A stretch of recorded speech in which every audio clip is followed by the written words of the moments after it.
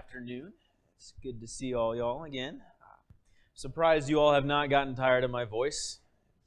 It's one of those things what I was worried about as I kept on preparing my lessons, that by the sixth time you heard me in 2 weeks, it might get a little dull. But this morning I want to talk about a subject that is dear to me.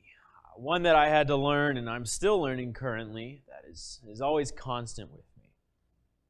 And this subject comes with certain questions such as, how do I deal with my brother? How do I deal with someone other than myself? How do we deal with each other? All of us are different. We've all got different likes, different dislikes. Some of us enjoy different stores to go to, Kroger or Walmart. Some of us enjoy different sports teams. There's a certain team in Arkansas that I won't mention because it's okay. But there are better teams like the Texas Longhorns. Some of us prefer physical activity, others prefer more mental activity. But on a more serious note, how do I deal with someone who disagrees with what I teach? How do I deal with someone who disagrees with the way I was raised or the way I handle certain situations? Even with all our differences, there's one universal answer to how we deal with these things. And that answer is very simply patience.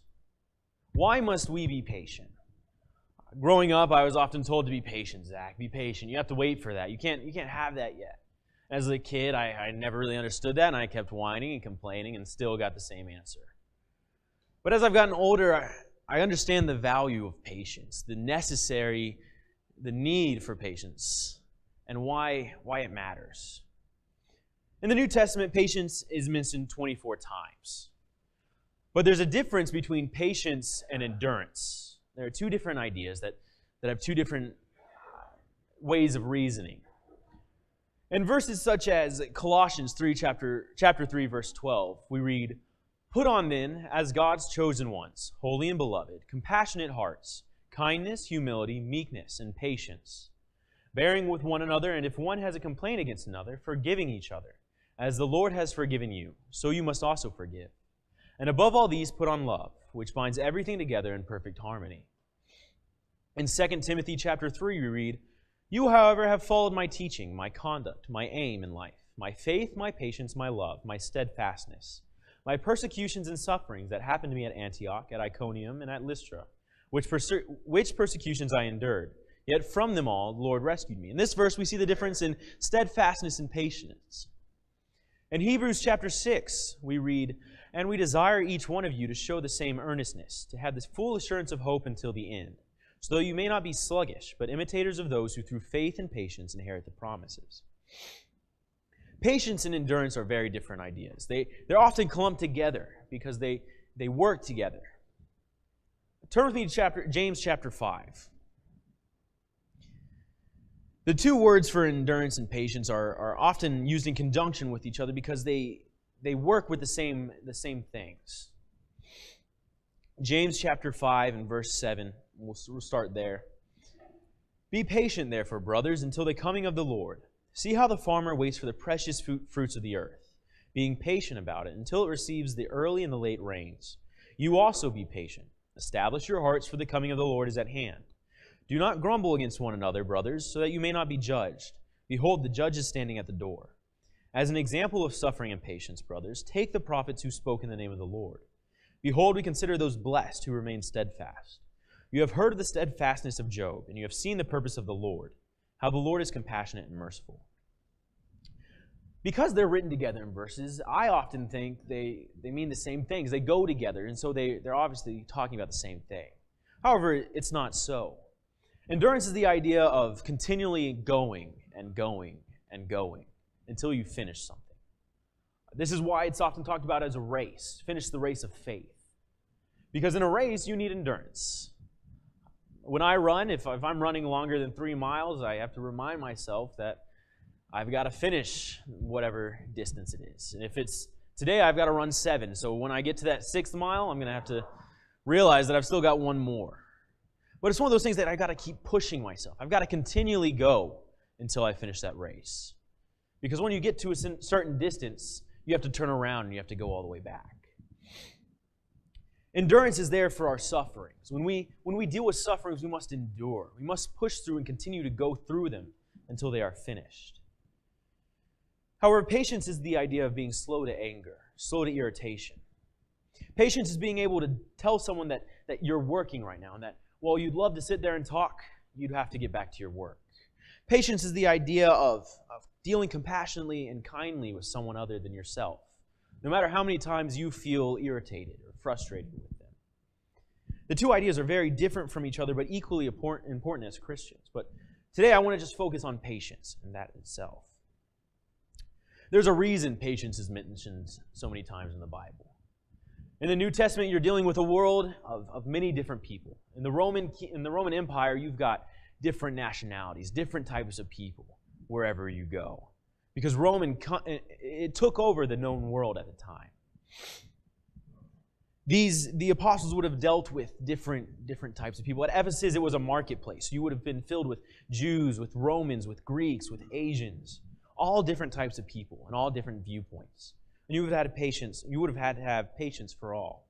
So my very first point is that patience is universal. Turn with me to 1 Thessalonians chapter 5.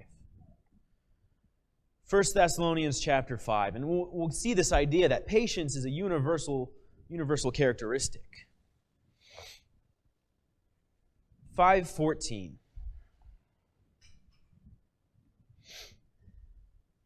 And we urge you, brothers, admonish the idle, encourage the faint-hearted, help the weak. Be patient with all. This means if it's universal, there are no exceptions. It's for everyone. It works with everyone.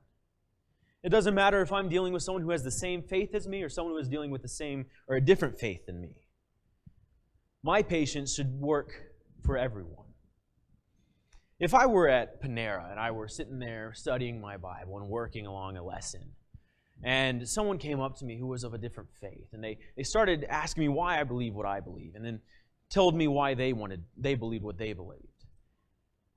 If I was impatient and didn't listen to a single thing they wanted because I was focused on what I wanted to get to, then I wouldn't be listening to their understanding. I wouldn't be listening to what they needed to know. It wouldn't be because I didn't try. It would be because I wasn't patient enough with what they were saying. I was impatient in trying to get to myself. You see, patience is universal because it works with everyone. And if it works with everyone, it helps us to build our relationships. If I am patient with someone else's ideas, it will help us to grow. Because I'm listening and trying to understand what they're really coming from. Then I can talk to them from where I'm coming from and try and work with them. It's a lot more effective if I have patience than if I am trying to rush through what I want to get to and pay no mind to what someone else wants. Paul doesn't write, be patient with all in this verse and mean, be patient with all except those who irritate you. Be patient with all except that one person who constantly picks on you. No, to be patient means to be patient with all, with everyone. That means putting aside all dislike, all irritation, and having an understanding and a willingness to work with someone, to have patience with someone. And if we're able to show universal patience, then we'll be able to develop our relationships. Our friendships, our relationships will grow because of our patience. Because that person will know that we truly care about what they want, what they're saying, rather than us just caring about ourselves. Patience will help us listen better to someone's ideas, someone's problems, and find out a way to work with it, to fix it, to help it. That's why patience is universal, because it works with everyone. Not only is patience universal, but patience is adaptable. In this same verse, we have 3 different verbs before we are told to be patient with all. The verbs are admonish, encourage, and help. If patience is adaptable, that means all 3 of these verbs are able to be used in having patience. To admonish means to reprimand firmly. It means if someone has done me wrong, yes, I'm going to have patience with them, but I'm also going to be firm with them and telling them how I feel wronged. To admonish the idle, as we're told in this passage, is to admonish those who are lazy. Idle means lazy or sluggish or not doing anything. Let's look at 2 Thessalonians. 2 Thessalonians chapter 3.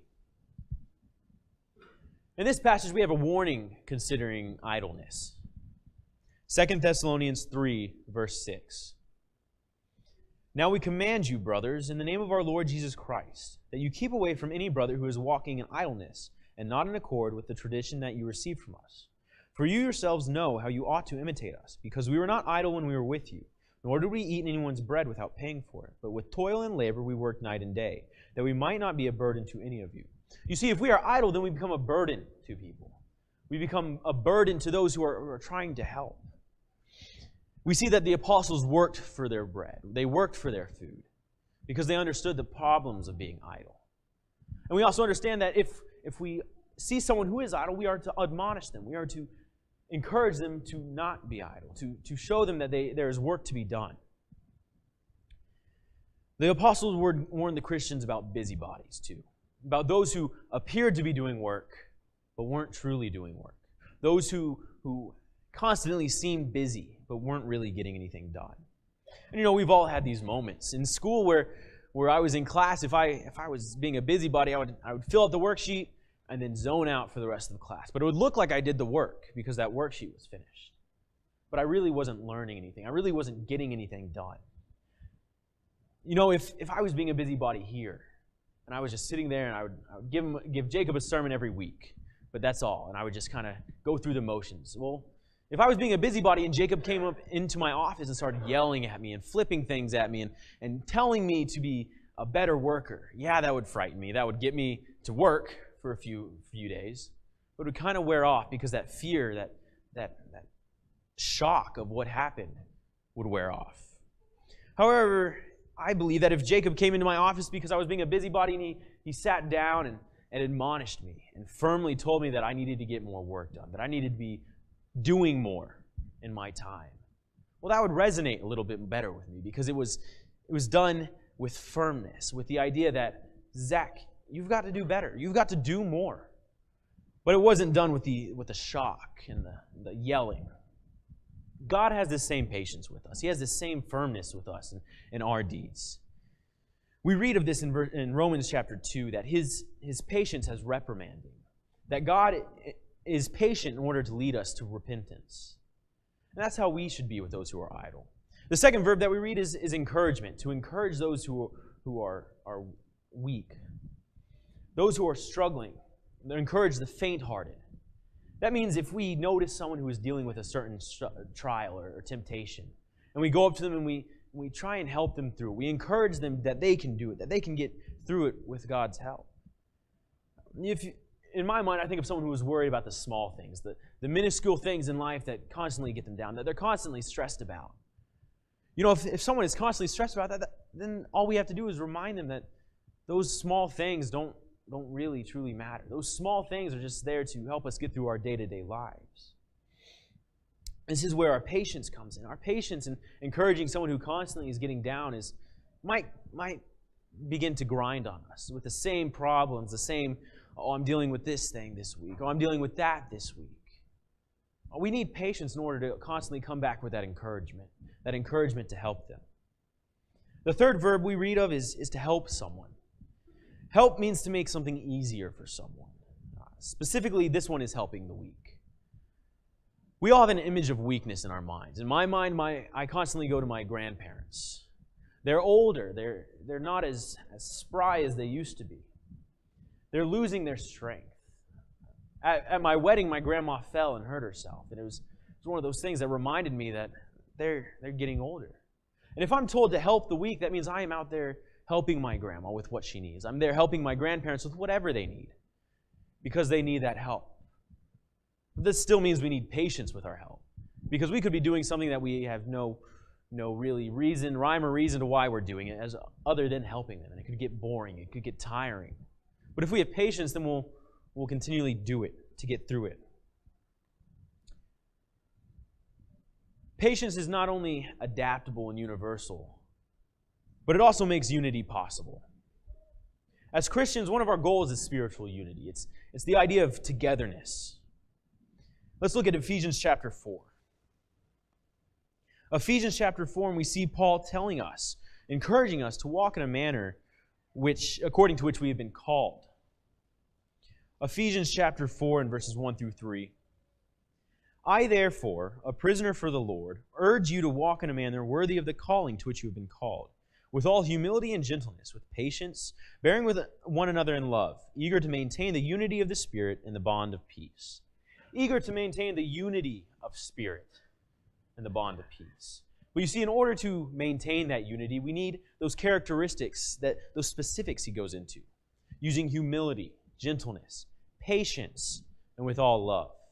You see, patience helps us to maintain unity. It helps us to create unity. Because if we have patience, then we're more easily able to deal with problems, with the situations that arrive. Patience keeps us from ruining our relationships. If we don't have patience, our lives can be devastated. Imagine if someone came to you and they had a problem with you. And instead of listening to this problem, you just brushed it off. You just pushed it off like it didn't matter. Because you didn't have time to deal with that right now. You didn't have time to deal with whatever issue they had. Without patience, our coworkers would not want to be around us. Without patience, our children would not want to listen to us. Patience is key to maintaining our relationships and not ruining them. Because if we show patience to someone else, it shows that we care. It shows that we truly care for what they're dealing with, what they need. See, my parents had patience with me in my teenage years. I was, in their terms, crazy. I was doing whatever I kind of wanted, not listening to them. Because I thought I knew it all. But my parents had patience with me, enough to admonish me when I was doing something wrong, enough to encourage me when I felt downhearted, enough to help me when, even though I didn't think it, but I was weak.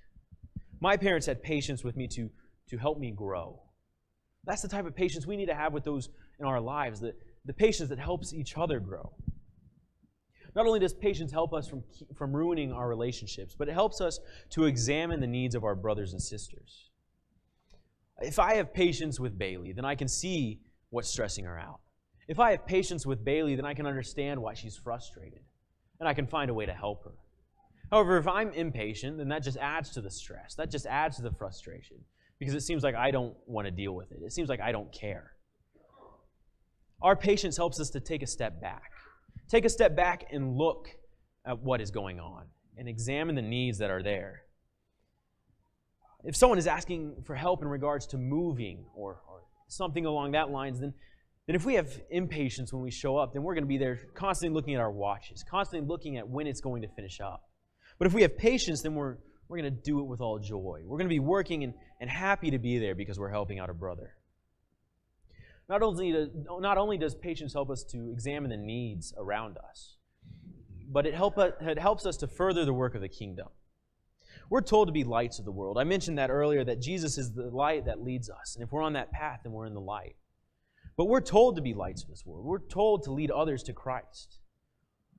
And if we do that without patience, no one will listen to us. If we don't have patience with trying to spread the gospel, then no one will listen to us.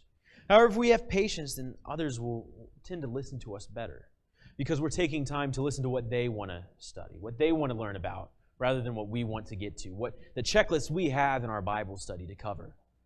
Rather, we study based on someone's needs, based on what someone is interested in, someone has questions about. And if we have patience with this, that means we're more willing to work around it. Our patience with Bible study and evangelizing will help us to come across as amicable and personable, as someone who is willing to talk, willing to help. Our patience goes a long way in showing the world what a Christian truly is. The most important reason to develop patience is simple. The patience we grow will help us to understand God's love for us. The patience we grow will help us to understand God's patience for us.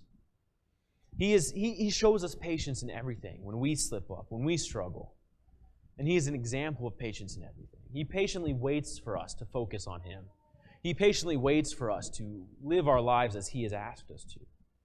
The greater understanding that we have of that, the greater understanding that we have of Christ and God's patience for us, then the greater understanding we will have as Christians. Patience shows itself in so many facets of our lives. It's adaptable, it's universal, and it helps us to make unity possible. And so I want to challenge all of us here to grow our patience, to work on building our patience up so we can come across as we are supposed to, so we can live our lives as we are supposed to. Will you bow with me? Heavenly Father, we come to you at this time, thanking you for your patience with us, thanking you for the ability to wait for us to focus on you, to wait for us to focus our lives on you and live as you have asked us to. We pray that as we continue this week and as we go out, that we will have patience with all those who are around us, that we will patiently deal with any problems that come with our lives. Thank you so much for your Son's death on the cross, and it's His name we pray. Amen. If there is anybody here who has been studying the Bible and trying to figure out for themselves what it truly means to follow God, this time we have set aside to invite you to obey the gospel, to put on Christ and put away the old you, to follow Christ and commit yourself to Him in doing His will rather than your own. If there's any of those among us today, won't you come now while we stand and sing?